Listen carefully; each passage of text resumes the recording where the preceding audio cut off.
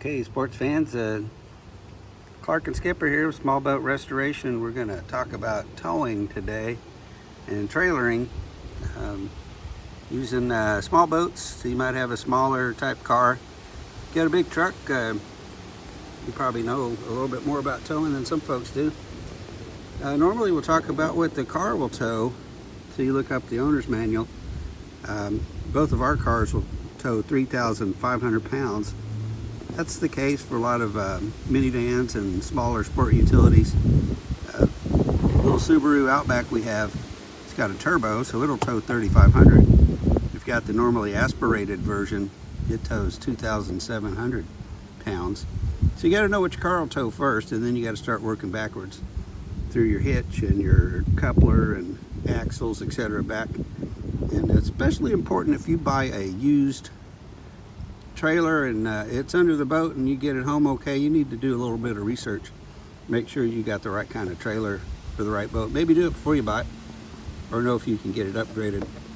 But one of the things with these trailers is they usually kind of start off with the axle. What's your axle rated for? This axle, I don't remember exactly. I think it was around 1,500. Why do I not know exactly? Well, because I'm only putting a 200-pound boat on it, and so I know there's plenty of wiggle room there. So the 1,500-pound axle, if you don't know for sure, you can take it to a trailer dealer. They'll be able to tell you. And so we're starting there, and we go over, we look at the tires that are on there. So this tire says max load 990 pounds, that's per tire at 90 psi. So you got 1,980 pounds, almost 2,000 pounds you could put on these tires. Do we do that ever? Do we load them up all the way to the max? No. If we get to where we're getting close, within 25% of that, we'll get a bigger trailer, bigger axle, bigger tires, so that we've got plenty of safety factor built in. One of the things, these are little bias ply tires. You can look at the load range. Tell you load range C. Let you know that this tire has thicker or more layers in the sidewall. So it's gonna flex less when you're going down the highway. It's gonna heat up less. And that way you can, heat is what kills tires, heat and age. So if you're going down the highway and your sidewall's flexing all over the place, that thing can heat up and blow. So you don't want to do that. Next thing, if you get your, so what we like to do with load range, a lot of times at Walmart or somewhere you buy a tire, it's a load range B. We could look around there, or you can go to a little bit better tire place and bump up a load range to load range C, or maybe even D, and you'll see you can carry more weight.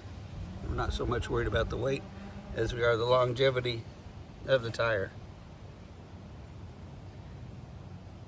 Next, we're going to look at the date on the tires.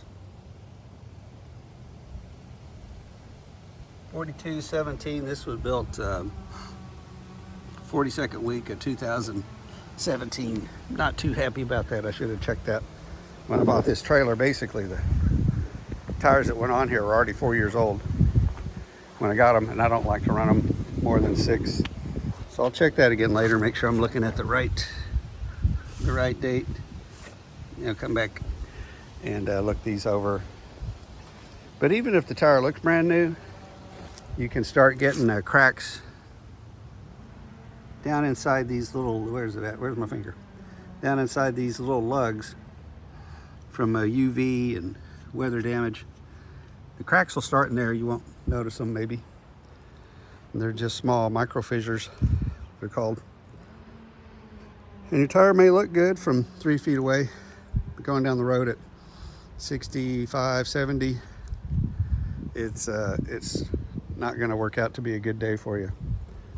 So we've looked at axles and tires.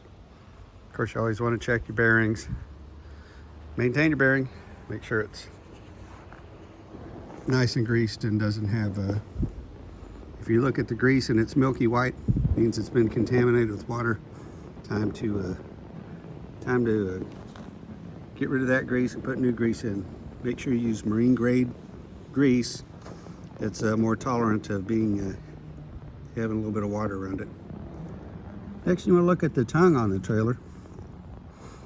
This one says 2-inch ball, capacity 3,500 pounds. So we know this tongue is great for this trailer, which probably weighs about 400 pounds, plus a 200-pound boat on top of it. We're good there. Need good safety chains.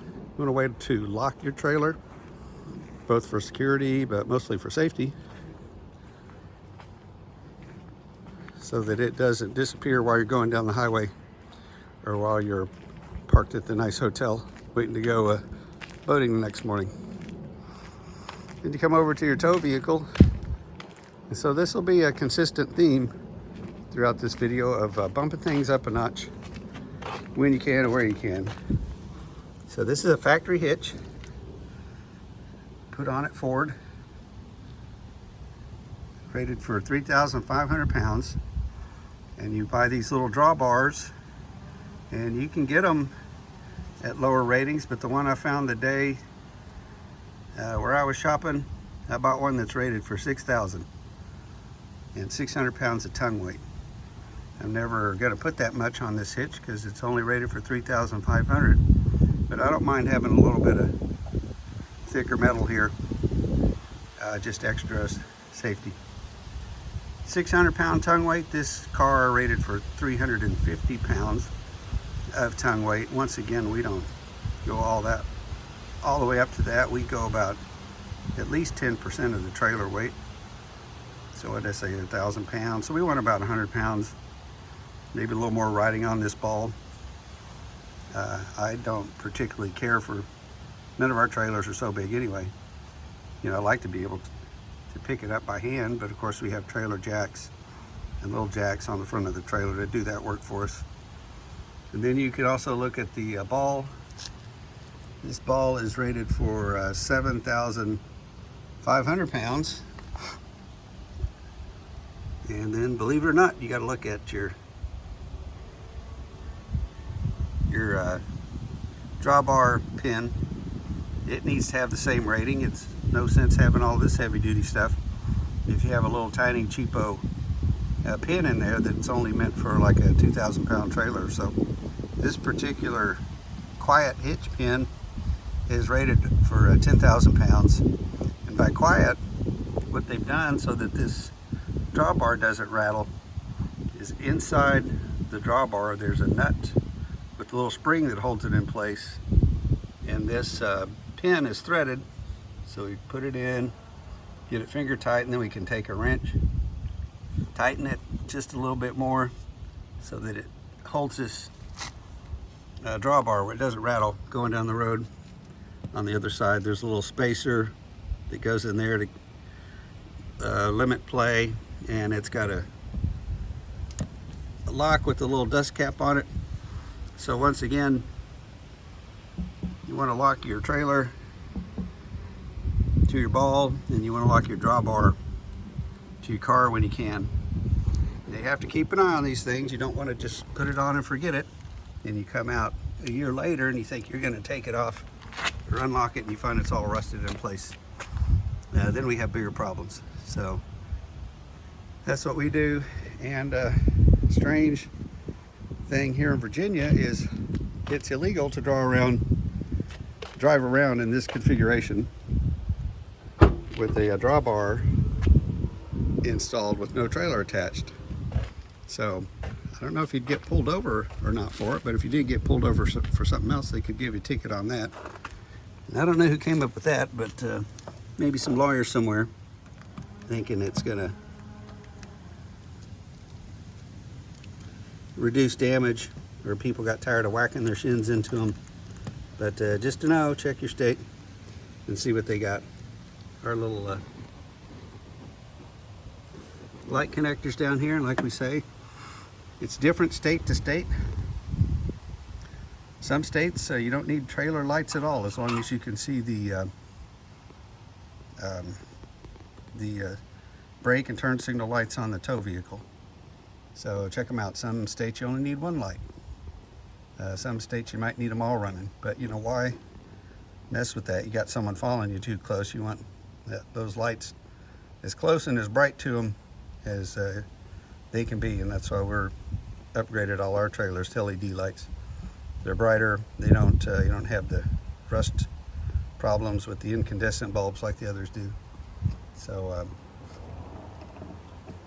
that's just a few of our tips on trailering that we've learned from, let's see, oh gosh, I gotta do math, 50 plus years of trailering for me, and about the same for Skipper.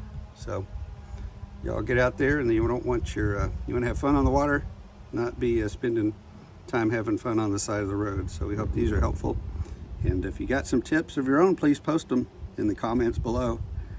And like Lee says, smash that like button. And hope y'all have a great trip, and we'd like to hear about it. That about does it.